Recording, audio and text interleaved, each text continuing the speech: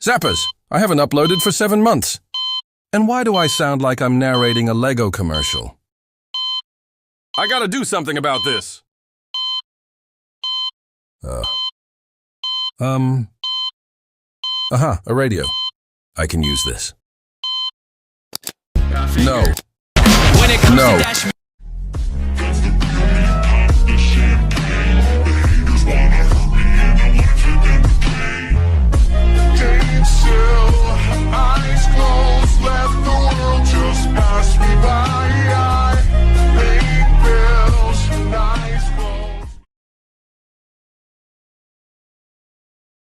Now I gotta make that video stat!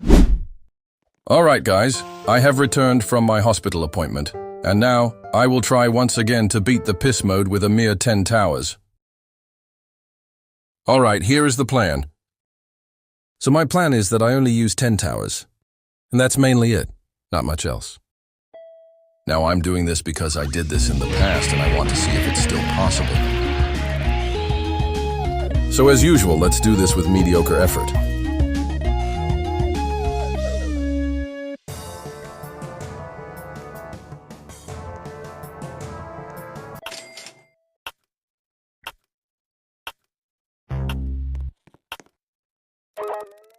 Another thing, I apologize for not uploading for over 200 days.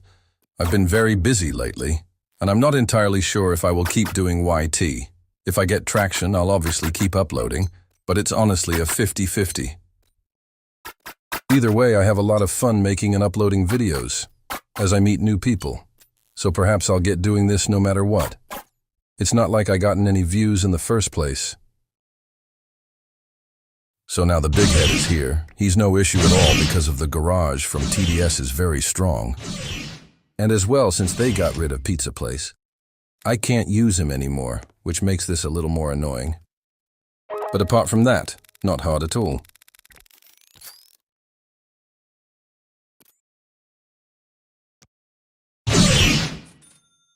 One of my favorite things about this game is the originality.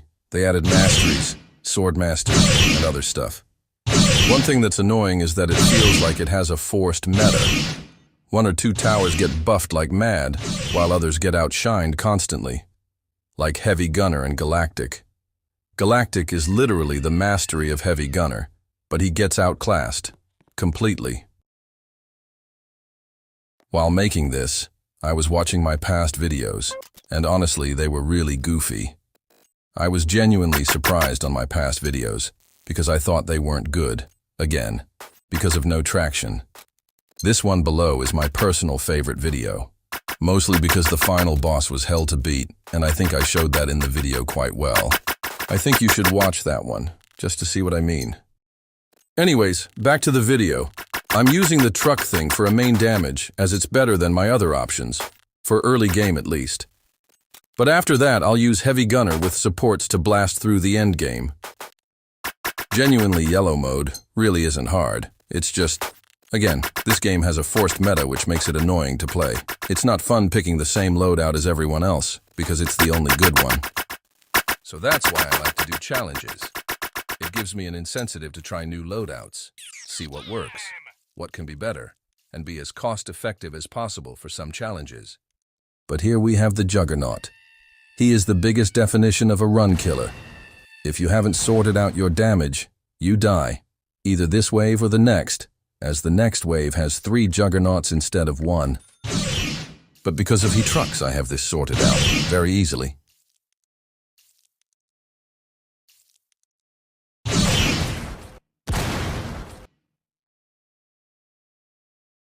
One isn't an issue at all. But 3, that can catch you off guard for many challenges. He has shield and stun, making it very annoying for most towers with low quantities. Unfortunately, there is not much you can do, other than to save early for DPS towers. They walk right through your towers, unless you have about 500 to 600 DPS in total. Last time I checked, that's a hard difficulty level requirement. If this game was balanced right, this wave would be nearly impossible, but most of the time I just whiz by forgetting it. So challenge runs give me more of a challenge. meaning if I can only use 1 or 2 towers, I need to think critically. Strangely, I hardly see that in games nowadays. Here the last Juggernaut dies. He almost made it to the end, which is absurd. Cloner and Juggernaut makes the impossible duo for challenge runs like this, but fortunately I overcame the hurdle. Once again, let me fast forward to something more interesting. This game can be frustratingly slow, which annoyingly makes it hard to grind. Getting and mastering towers is the point of the game, I know, and I know it's supposed to be hard, but it doesn't need to take. A 150-step instruction without certainty of victory just to grind optimally, and TDS is very guilty of this. I prefer playing myself without instructions. It's funner if I do the strategy, not hating on people that do. It's just so much better. If me and my teammates decide on a strategy that is fun for everyone. Now, you don't have to agree with me. It's just an opinion. But I much prefer if games have less instructions. Not none at all, but a few. A storyline and quests to patch the in-between moments.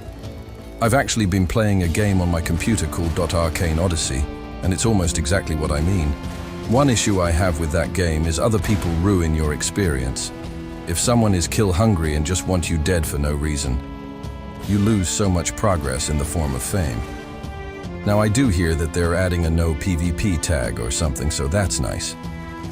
Anyways, another problem is that it doesn't have many good quests. Probably because it's in early-ish development. But nonetheless, I don't think you've noticed, but I already killed the boss. He wasn't difficult whatsoever, mostly because the difficulty scaling is something. Soon enough is the boss of this mode. In 10 waves he will arrive. He's not too bad, but you do need some sort of anti-stun or bait, mostly because he kills your towers. Now, of course, Moderator has a neat little perk that makes him completely invincible too, all stun and one-shots. Now, unfortunately, this isn't the case when you add health bars in the mix. But nonetheless, he's very strong when it comes to early, stun, damage, bait, eco, AoE, and eliminating almost entire waves. By himself, funnily enough, Moderator was even stronger, having an ability that dealt 2,000, 4,000 with mastery. DMG to all enemies on the map. This made him pretty good. Now his ability only. Deals 2,000, 4,000 with mastery. DMG to all enemies with less than 2,000, 4,000 with mastery, HP. I'm sure I'm boring you with my rambling, so I will go to the boss. Here it is, the Exponent, the final boss of Yellow Mode. Not very difficult, but at half health he summons the Admiral. The Admiral is weaker, but he can summon enemies and can kill your towers.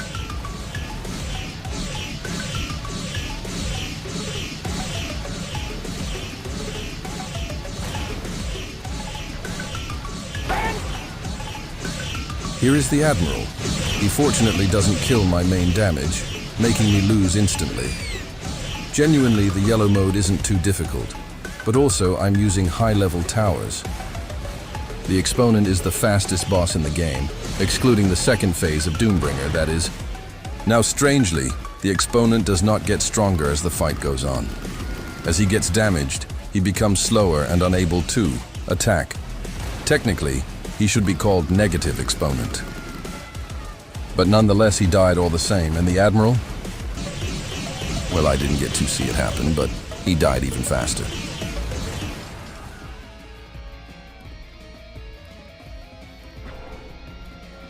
And there it is. Yellow is still beatable with 10 towers,